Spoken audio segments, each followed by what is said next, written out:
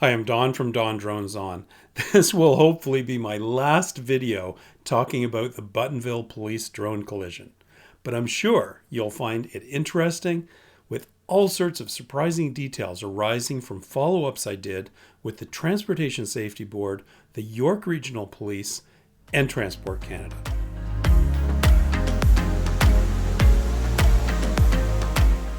So, a very quick recap. In August of 2021, a Matrice M210 drone flown by the York Regional Police hovered right in the glide path for the Toronto Buttonville Airport. A Cessna was on final approach for landing and collided with the drone. There was significant damage to the Cessna, but by sheer luck, the plane was able to land safely and no one was hurt. The Transportation Safety Board of Canada published a report of their investigations into the incident in January 2023, and I summarized that in a video soon after their report came out.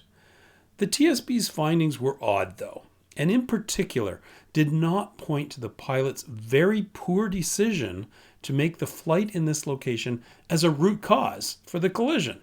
This made no sense. So I launched into some investigations to find out what the heck was going on. I soon discovered that the pilot was charged with one drone regulation violation and charged only $1,000. Again, this made no sense since the pilot clearly violated at least a dozen rules, and other pilots have been fined more than that for seemingly lesser offenses. And what was with the YRP pilot? Surely there was some good reason he flew so recklessly. So, I asked each of the three amigos, the TSB, York Regional Police, and Transport Canada, for interviews to hear their sides of the story. They all politely turned me down.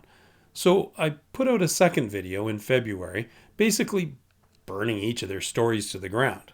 Well, actually, that's not quite true. Of all of these characters, the police, believe it or not, came out smelling like roses. At least they accepted the investigation reports, paid their fine, made some corrective actions to their procedures, and moved on. And, to their credit, they sent me their full internal report, with a few names redacted, of course, almost immediately after I filed an access to information request.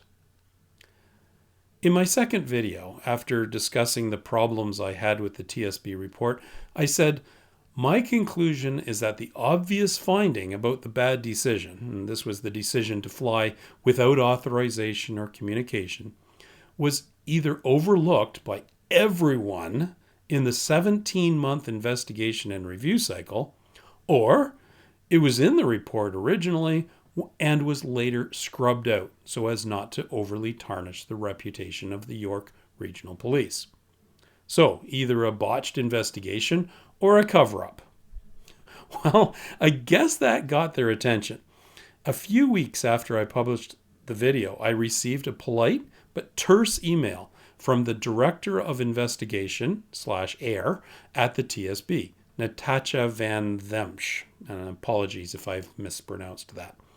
Included in her email was this comment: regarding your concern about the RPAS pilot's decision to fly in close proximity to the airport traffic pattern without authorization or radio communication, we would like to emphasize that this factor was considered in our investigation. In fact, it was one of the 6 findings identified in our report, specifically finding number 2, as to risk. And lo and behold, here it is. If remotely piloted aircraft operators who plan to operate in controlled airspace do not communicate their flight intentions with and receive authorization from the air traffic services provider, there is an increased risk of conflict or collision with another aircraft. But there's a major catch here. Here's the preamble to the section called Findings as to Risk. These are conditions, unsafe acts, or safety deficiencies that were found not to be a factor in this occurrence, but could have adverse consequences in future occurrences. So no, they absolutely buried this. And when I pointed out how the report specifically says the pilot's bad decision was not a factor, I never heard from Natasha again. So now let's move on to the York Regional Police report. Like I said, they sent the report within a few weeks of me filing an access to information request. It was 22 pages long, easy to read, with a sort of a just the facts, ma'am, kind of approach. A few bits were redacted out, but they were basically just the names of the Cessna pilots and associates and things like that. No problem. The drone pilot's name is in there, as is the visual observer. In fact, I've redacted them out myself.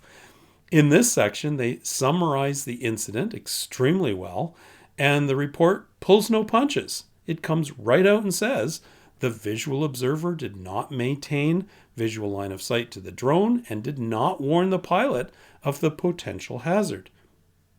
And it states the pilot did not request NAV Canada permission to fly in Buttonville's controlled airspace. Earlier, it also states that they did not use the aviation radio they had in their hand to announce their intentions. So they quickly came to the right conclusions and spelled them out. But that did leave one mystery. What was the purpose of the flight to begin with? In the TSB report, it says they were providing aerial reconnaissance for a ground operation trying to locate a potentially armed individual. And that's all true. But here's where you start shaking your head. This wasn't some bank robber on the lam potentially starting a gunfight on the streets of Toronto. In the YRP report, it explains this was a squatter, and the mission of the ground operation was merely to deliver a trespass notice at the request of the property owner. Now, the guy was known to police, and they expected him to be confrontational, and they believed he had a crossbow. So they requested the drone reconnaissance support in order to locate the guy and to, I suppose, avoid walking into an ambush. Fair enough.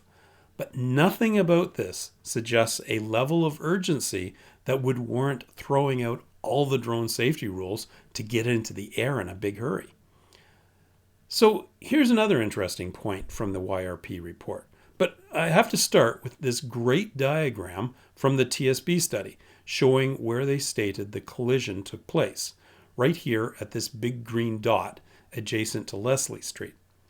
Here's the airport. The yellow line is an extension of the center line of the runway, so more or less where the plane's landing glide path would be, somewhere near, but not necessarily right on that yellow line. And by the way, Buttonville has a right-hand circuit, so the plane would have been on the base leg of the circuit somewhere around here before turning for final approach. And the KDAR report clearly states that they had actually completed that turn before the collision. So they would have been oriented something like this when they hit the drone. Okay, so now let's zoom in a bit. And this is where things get weird. According to the YRP report, that green dot location is actually where they found the drone debris on the ground. And the location of the collision, based upon the DJI flight log lat long data, is actually over here, about 700 meters to the west, even further away from the drone pilot and visual observer, and directly over this dense residential area. Why was this discrepancy in the TSB report? And yes, they also had the flight log data, by the way. One of these reports is wrong, and to me, a drone struck by an aircraft traveling at 65 knots, or roughly 120 kilometers per hour, is not going to fall straight down. It'll follow some sort of parabolic path, having been bunted by the aircraft, landing several hundred meters horizontally from the actual collision location. So I tend to believe the YRP report. And finally, the drone crash location itself. The TSB report barely mentions it. The police report provides a fairly precise location, between 9893 and 9901 Leslie Street. Google Maps points to these locations. So the drone debris was found roughly here at this splat. Now here's the scary part. 9893 Leslie Street is a community resource center for seniors, so oldsters toddling about. And on the other side of the parking lot is 9901 Leslie Street, a Montessori school and child care center with toddlers toddling about. And this 6-kilogram matrice smashed itself to bits somewhere between them, fortunately without hitting anyone. I actually called these facilities to see if there was an eyewitness to the crash. One of the folks at the Seniors Community Center did return my call and did remember the police searching around near their property, but did not actually see the crash. But my point is this: one of the elements to investigating an aviation collision surely is to evaluate the impact or the risk to people on the ground. Not a peep in any of the 3 reports I saw referenced the people in the vicinity of the actual crash site. Now let's dig into the Transport Canada Enforcement Report. This one took forever to receive, with TC needing an extension to the normal access to information timeline and then missing their extended deadline by a few more weeks. But I did finally receive the 400-page report on June 29th, 5 months after my request went in. And yes, it was 400 pages, including the full YRP police report, which was heavily redacted, email correspondence, the full instruction manual for the Matrice M210 for some reason, and large chunks of the AIM document cut and pasted into this report. And of course, all the juicy bits were in the very last few pages.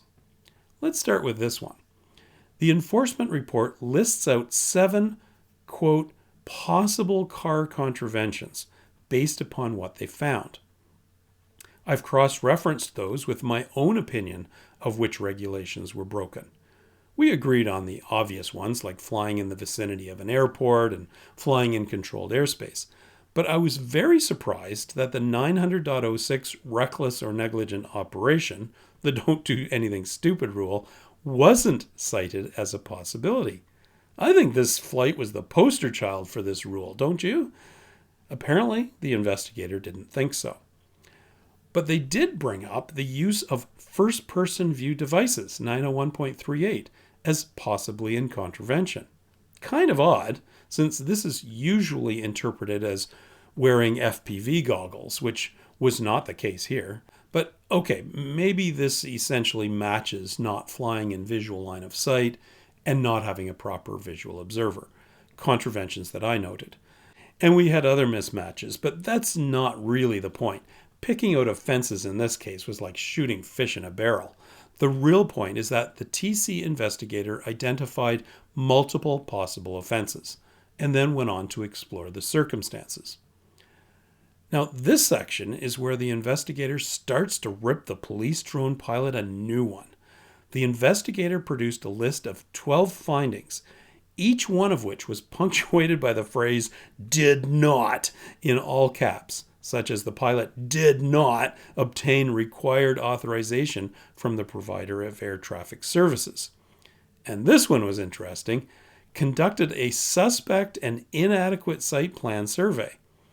Despite being asked for details of, and I think the redacted word is simply his, site plan in the LOI, Letter of Investigation, and I think he was referring to this detailed list of information requests, did not provide any as request from something, and then I like this part, just regurgitated CAR 901.27 without details, underlined, which questions whether he actually did proper site planning. I mean, there's a touch of anger in those words. Oddly, 901.27 site surveys was not listed as one of the potential offenses. I certainly had it on my list. Then it looks like the police tried to play the exigent circumstances card in their defense. Now, if you're someone like me who thinks exigent sounds like a brand of dishwasher detergent, here's what it means in the law.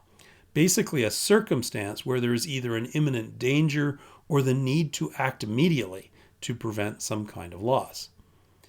Now, most of this section of the report is redacted, as you can see, but it's easy to read between the lines, and the investigator tears this defense to shreds on subsequent pages, including this great section.